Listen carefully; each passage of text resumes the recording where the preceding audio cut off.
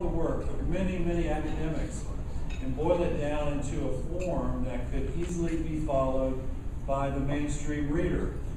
I intended to reach Americans. I don't know whether I succeeded there. The book got some attention, but where I got more attention was when the book was translated excuse me, into Arabic and into Korean and Japanese, Indonesian, and so on. And was given the opportunity to address many audiences in the Middle East. There's some other projects I've got going, but I don't want to spend a lot of time on that. A follow-on book, a feature film, which I'll do a commercial message about that one at the end, and also New Foundations for Peace. My argument is that we've heard this phrase, the clash of civilizations. My premise is that there is no clash of civilizations because we all live in the same civilization. Whether you live in Pakistan, whether you live in Pomona, California, whatever kind of music you listen to or how you worship or the language you speak, it's all defined now by certain common elements.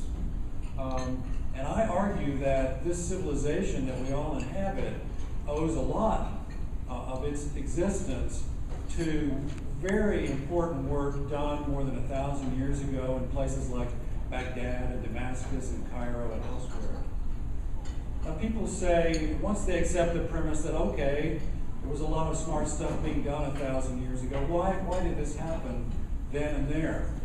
And I always say, well, it's a sort of a combination of factors, but one of them is that the Arabs, who were essentially a desert people living in Arabia 1,400 years ago, had never really been an assertive or aggressive group. Suddenly, within 100 years after the death of the Prophet in the year 632, were administering a large part of the old Roman Empire and part of the Byzantine Empire and all of Persia, well into Central Asia and down into India.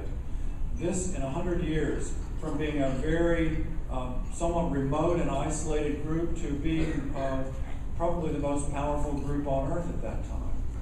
Now, the Arabs could have tried to impose the Arab way on Persians and on people in Sicily and wherever, but that wouldn't have worked very well.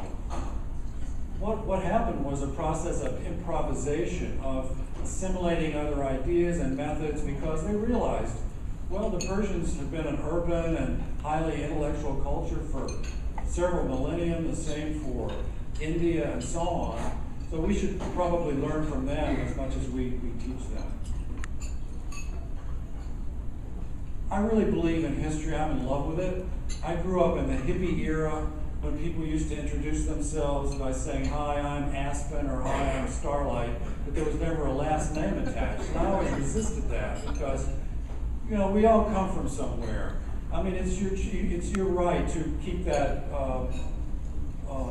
not disclosed if you wish, but I was always like, I think there's something very artificial about this. I feel like that if we don't know where we came from, we don't know how we got where we are, we'll be lost as we try and move forward.